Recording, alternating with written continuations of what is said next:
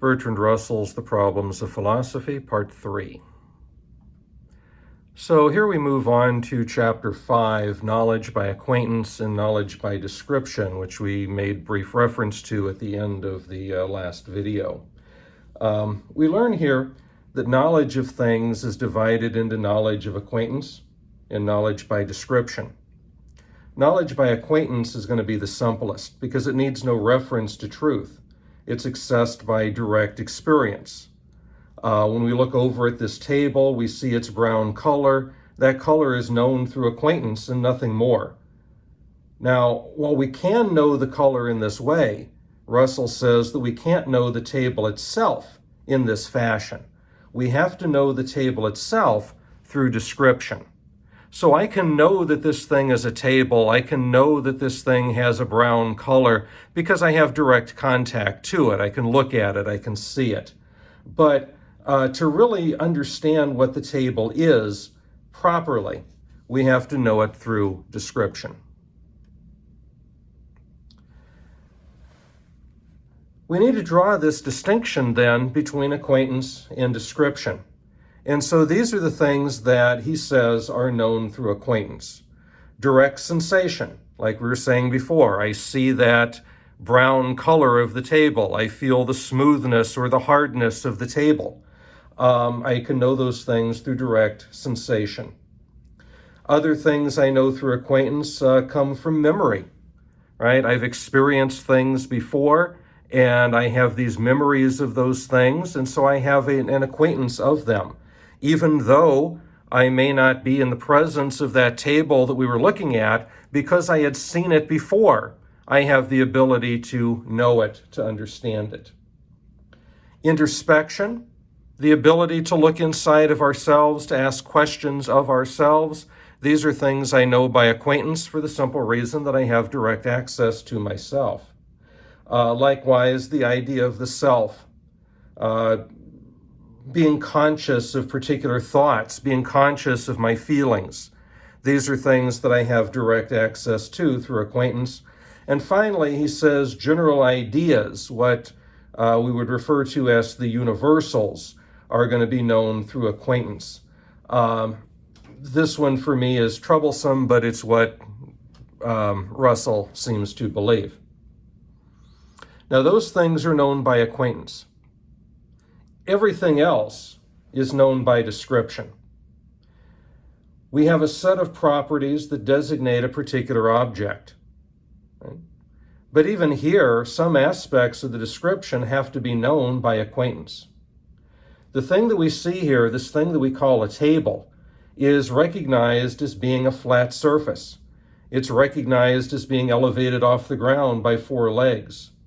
Within this description are things that we know by acquaintance, such as the legs themselves. So in essence, we really have to recognize that even when we are coming to know something as a matter of description, that there's still elements of acquaintance that comes into play with regards to it. Russell tells us here about this fundamental principle. He says the fundamental principle in the analysis of propositions containing descriptions is this: every proposition which we can understand must be composed wholly of constituents with which we are acquainted. Right? In other words, when we really stop and look at this, we realize that even when we accept a description of something that maybe we don't have direct access to, something that we've not seen before, we still rely upon certain elements of acquaintance to help us to understand it.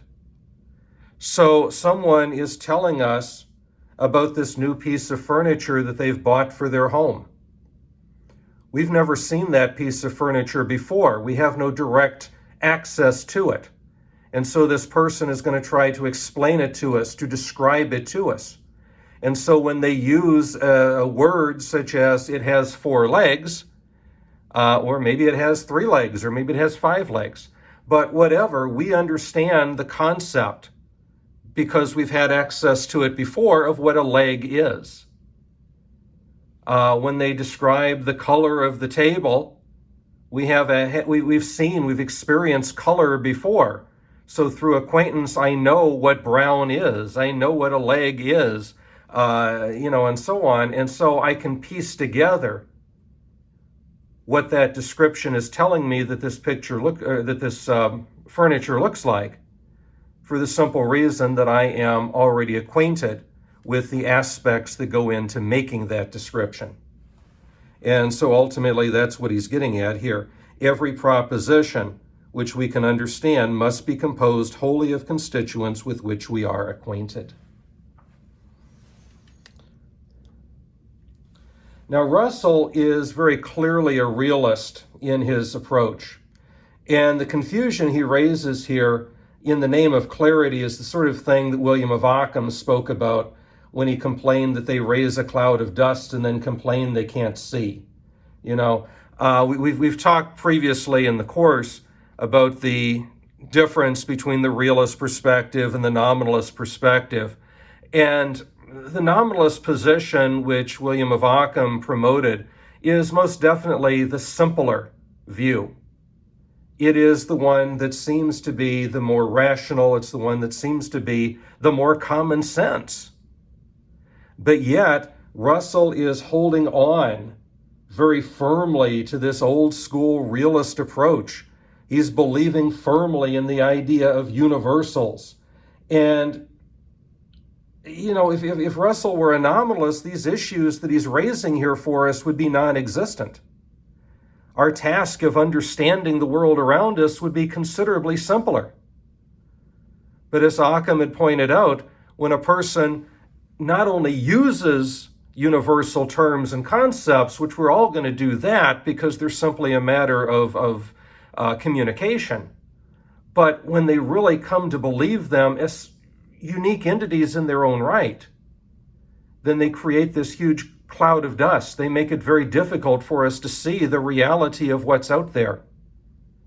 And I think that that's what Bertrand Russell is doing with his strong insistence upon universals. He is in many ways going right back to Plato and promoting the idea of the forms as being genuine entities of reality that we should concern ourselves with.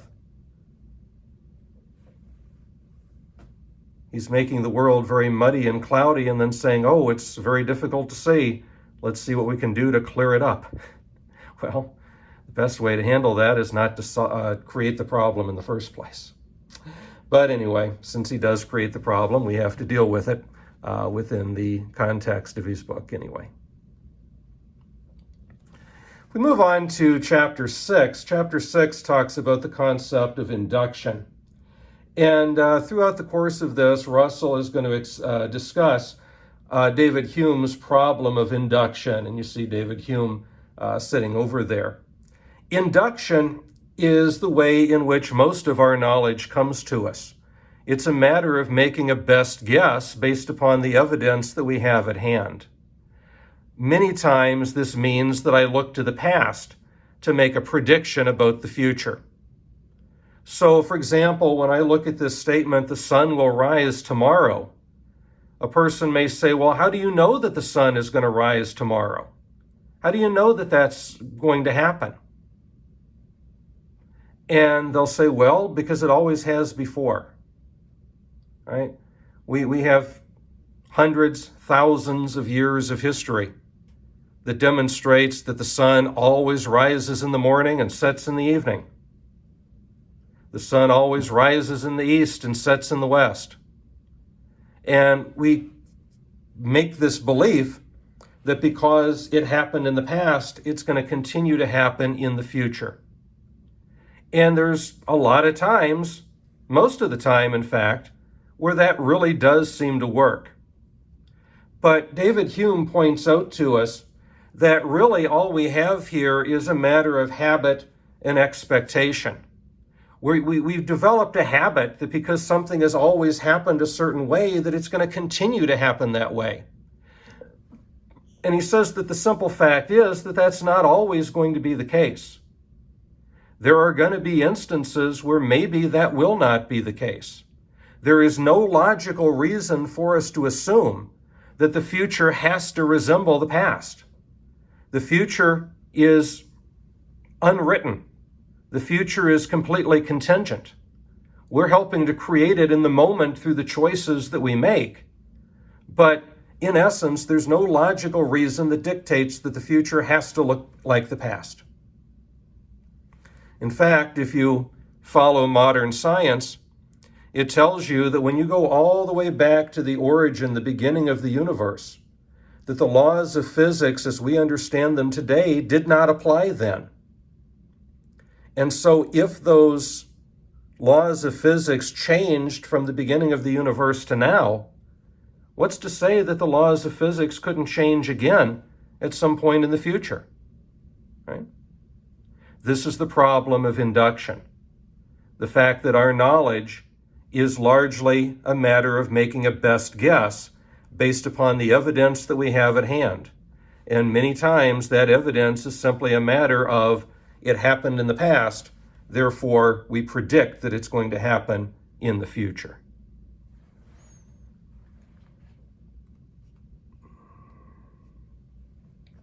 Russell talks about the principle of induction, and he says that there are two parts that can be stated as follows.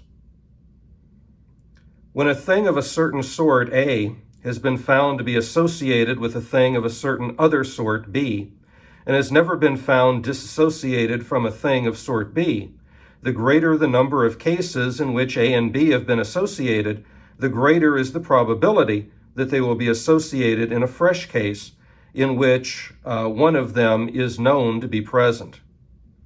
B, under the same circumstances, a sufficient number of cases of association will make the probability of a fresh association nearly a certainty, and will make the approach certainty without limit. So when we consider the idea of the inductive principle, it implies, again, that we're making a best guess based upon the evidence that we have, which could imply, as we've been talking about, the idea of looking to the past to make a prediction about the future.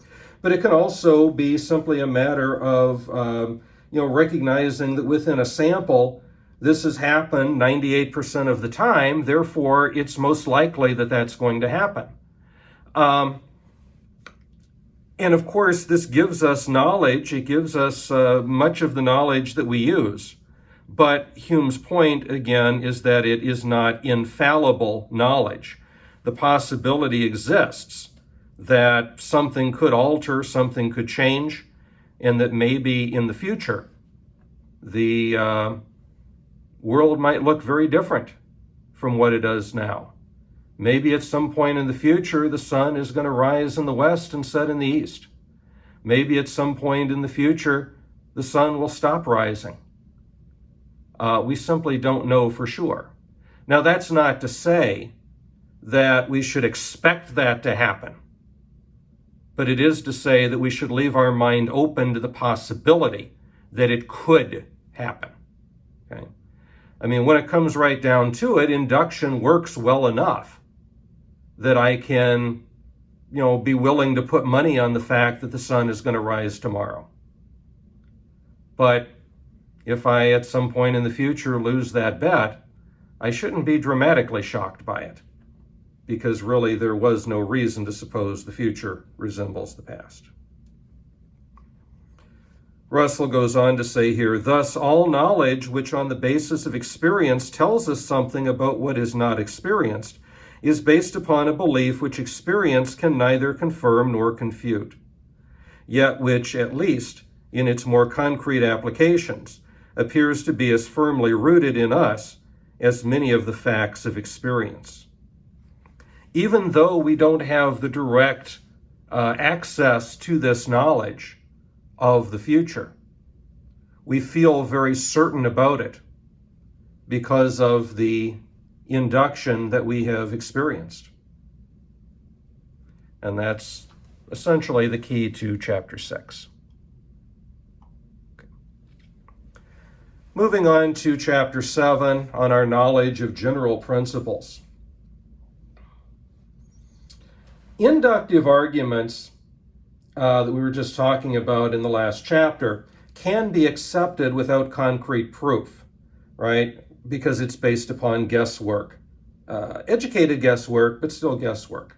So we can accept these inductive arguments without concrete proof. Russell goes on to demonstrate here that the same cannot be said with regards to deductive claims. We take, for example, a simple logical equation called the modus ponens, which we know to be a valid argument form. If A, then B, A, therefore B, right? If A occurs, then B will follow from it. A did occur, therefore B must follow from it. If I find an example here, if I have this pen and I release the pen is going to fall, right? So if I release, then fall. Release, therefore fall, okay? There is no way around that. There is no doubt with regards to that. Modus ponens is always a valid point. There is nothing in our experience, really, that proves this to be true. Truth of arguments of this type are self-evident propositions. These are based upon principle, not upon experience.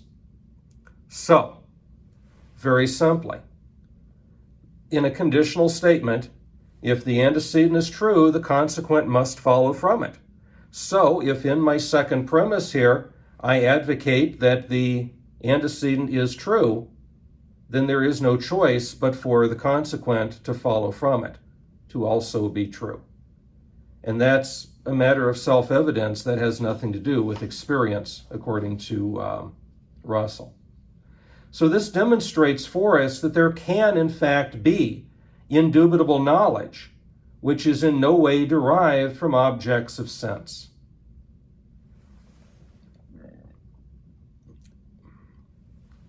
Now, at this point, Russell goes on to introduce the laws of thought, and there are three major laws of thought we should be familiar with.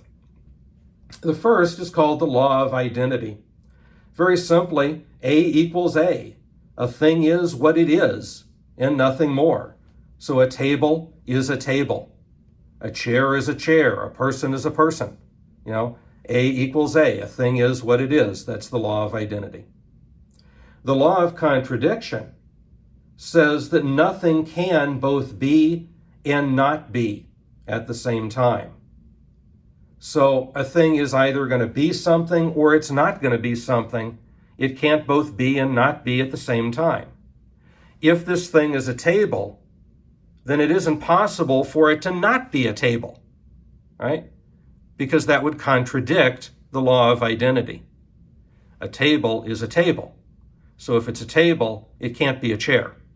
If it's a table, it can't be an elephant. A table can only be a table.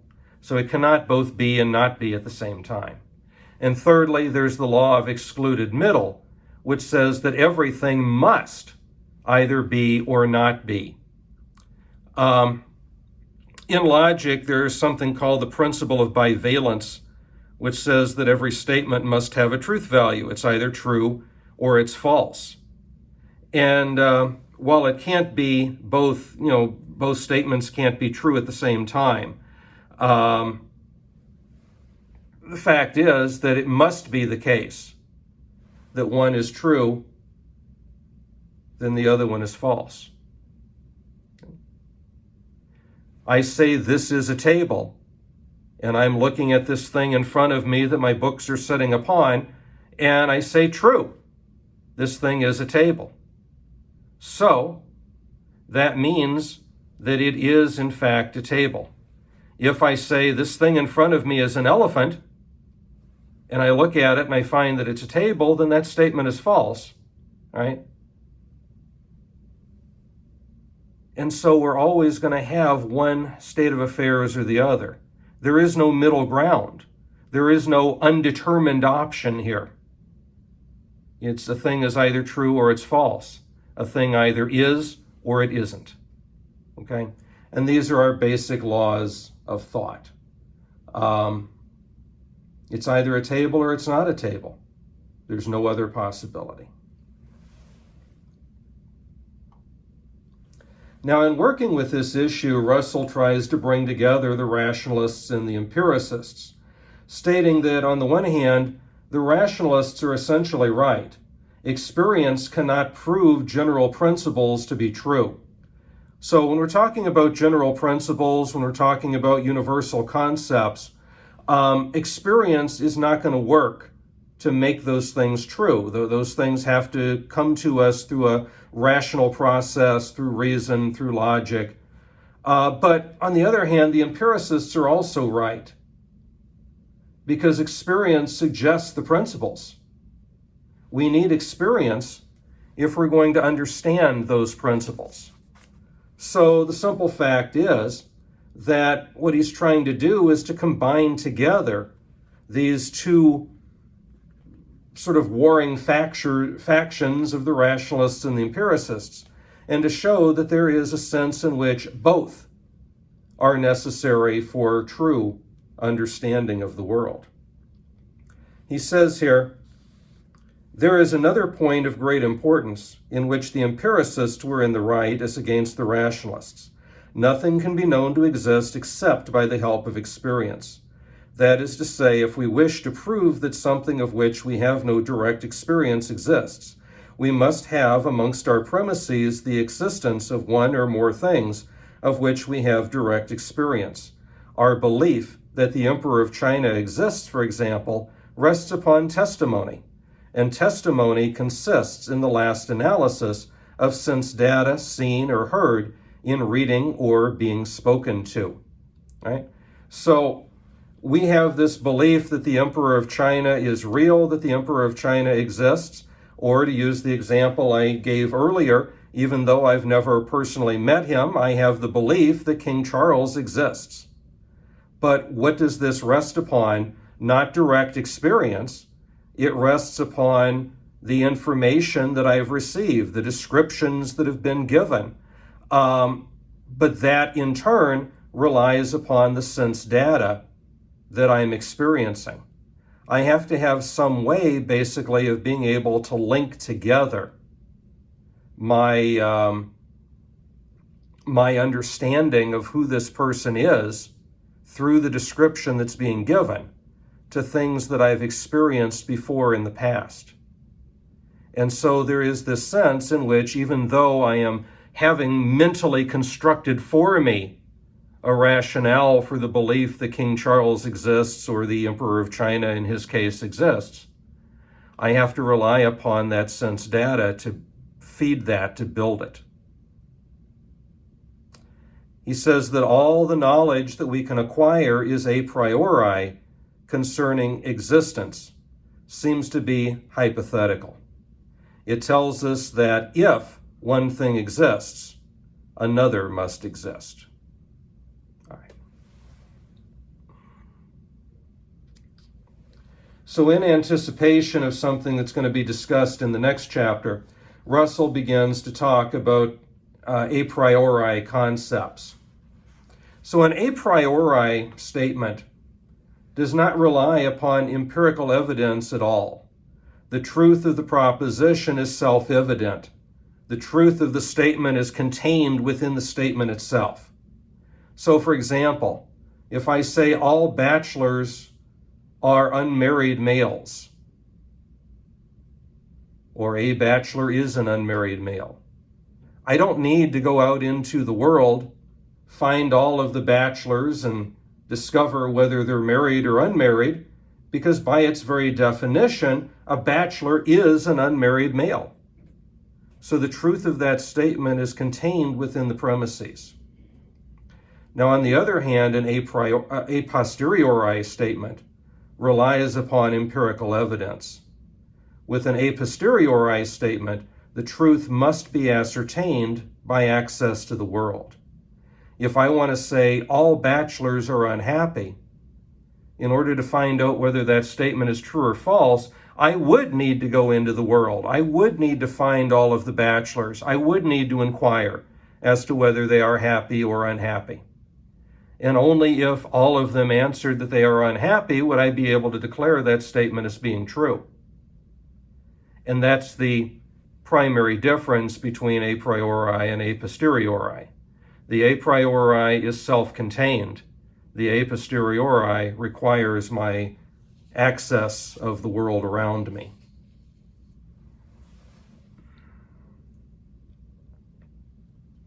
Russell goes on to say that mathematics and logic are a priori concepts. As I said before, he really seems obsessed with universals and general principles, and because of that, he makes a rather odd refutation here. He discusses the difference between the mathematical statement 2 plus 2 equals 4 and the logical statement all men are mortal. Both of which essentially most people would say are a priori concepts. But he says we really can't envision or accept the idea of a world where 2 plus 2 equals 5, right?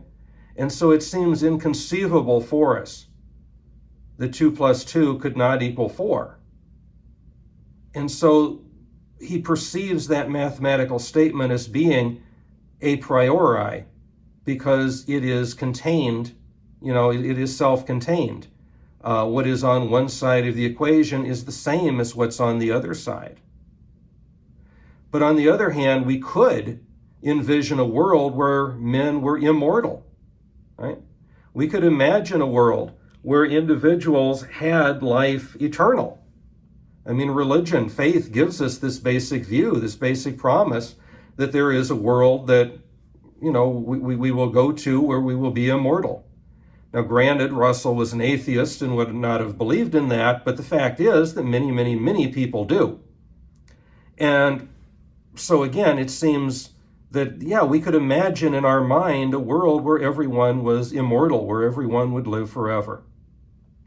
So even some a priori statements, according to Russell, depend upon external justification.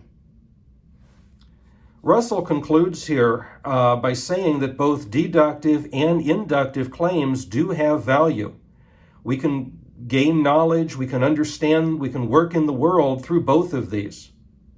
Normally, we think of induction as that which advances our knowledge, while deductive claims are stagnant. This is the way that we traditionally perceive things.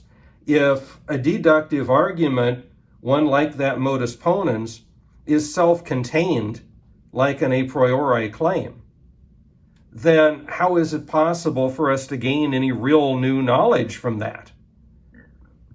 New knowledge is going to come by making that inductive leap of faith, right? To say that, because of this evidence I'm given, I'm going to infer that this will happen. Because I've seen the sun rise for 1,000 times before, I'm going to infer that it's going to rise again in the future. And so I look to the past, I make that prediction about the future in that respect. In that way, we are gaining new knowledge. But Russell disagrees with this. He believes that in some cases, deductive claims can, in fact, yield new knowledge. And so he says here, if we already know that 2 and 2 always makes 4, and we know that Brown and Jones are 2, and so are Robinson and Smith, we can deduce that Brown and Jones and Robinson and Smith are 4. This new knowledge is not contained in our premises because the general proposition 2 and 2 are 4 never told us that there were such people as Brown and Jones and Robinson and Smith. And the particular premises do not tell us that there were 4 of them, whereas the particular proposition deduced does tell us both of these things. So in his perception, in his way of viewing things, he would argue that, we take that basic a priori claim, 2 plus 2 equals 4, and yes, that is perhaps stagnant. But we can take that information and apply it to particulars in this world, and by doing so, we can gain new knowledge or new understanding of something that wasn't directly contained within the statement.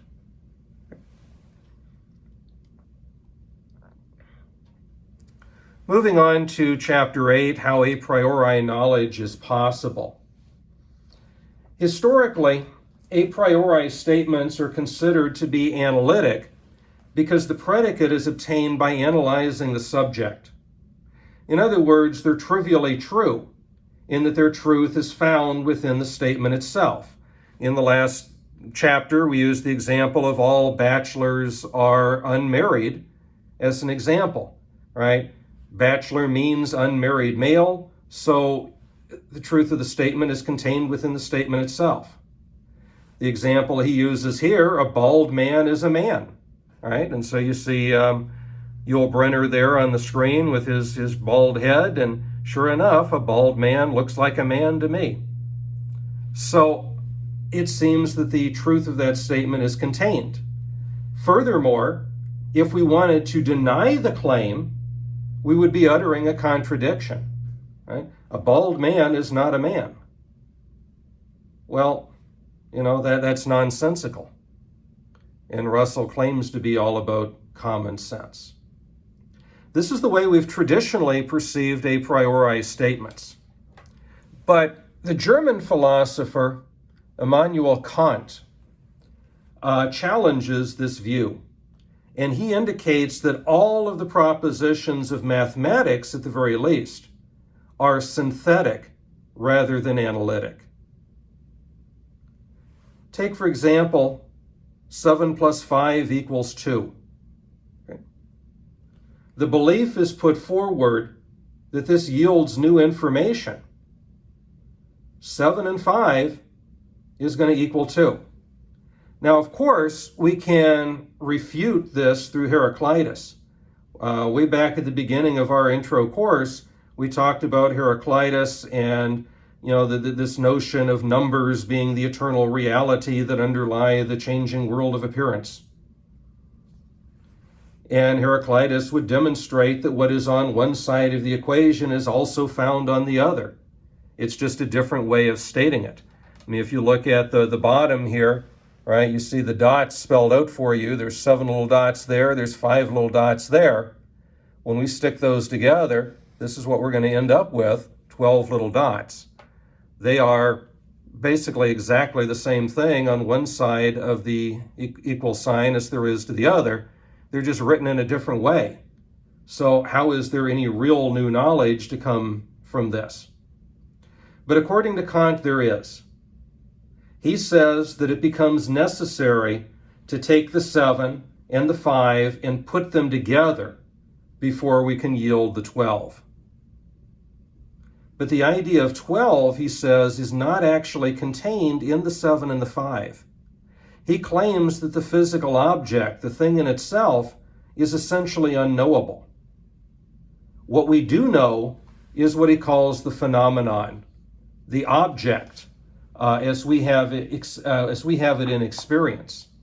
So we can come to know that 7 plus 5 equals 12 is an idea in the mind, having abstracted it from the object itself. Okay? So we have no direct access, no direct contact to 7, 5, 12. These are concepts in the mind. We can't know the physical object because ultimately there isn't one. But the phenomena behind it, right? The objects as we've experienced it, whether that be in the sense of 5 people joining 7 people, whether that be in the sense of 5 dots joining 7 dots. In the experience of the world, we've come to embrace this idea, which means that 7 plus 5 equals 12 is not really self-contained necessarily. It's not really a analytic statement. It is what he calls a synthetic statement. Now, Russell is going to disagree with Kant on this particular situation. He says that Kant's solution unduly limits the scope of a priori propositions, in addition to failing in the attempt to explain their certainty. Well, if that's the case, then how is mathematics going to be possible? how could it be that Kant, in essence, is wrong? How is it possible that mathematics can come to be? How can 7 and 5 be 12? I mean, how can we know these things?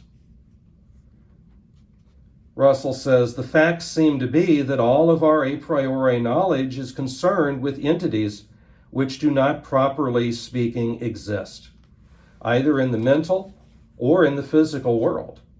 These entities are such as can be named by parts of speech which are not substantives. They are such entities as qualities and relations.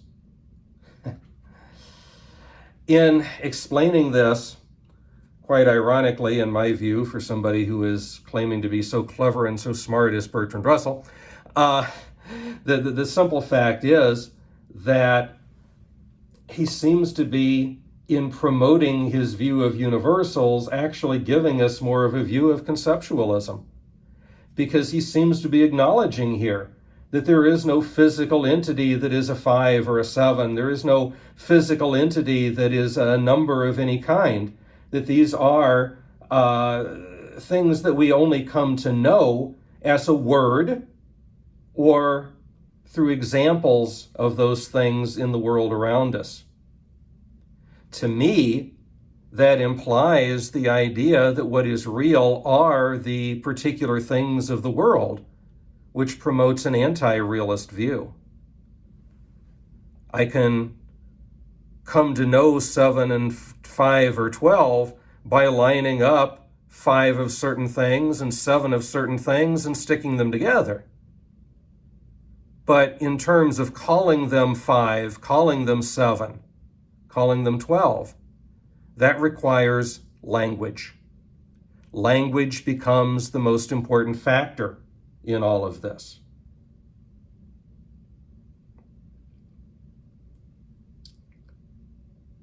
Without language, we wouldn't be able to understand that mathematical proposition. Language is flatum vocus. Language is vocal flatulence. That's what Rosalind told us. Language is created by us as a way of communicating with each other. But that doesn't mean that the words that we're using have substance or reality other than what our mind imposes upon them. They're not real. And so 5 dots are real, 5 people are real, but 5 itself is not, other than as a word that we use to convey an idea of those particular things coming together. And I think that even though Russell's right on the verge of recognizing that fact, his arrogance and his firm belief in universals insists upon not quite stating it quite right, not quite realizing exactly what it is that we're supposed to be recognizing. He goes on, many philosophers following Kant have maintained that relations are the work of the mind, but that things in themselves have no relations, but that the mind brings them together in one act of thought, and thus produces the relations which it judges them to have. So in Russell's view, Kant's solution is irrational. In is a preposition. It's a part of human speech created by mankind to designate a relationship between the room and the self. There is no physical in. It's not a thing in the world. It is merely an artificial construct. But again, Russell disagrees. He says relations, as we shall see more fully in the next chapter, must be placed in a world which is neither mental nor physical. And that's where he's going to pick up in chapter 9, which we will pick up in our next video.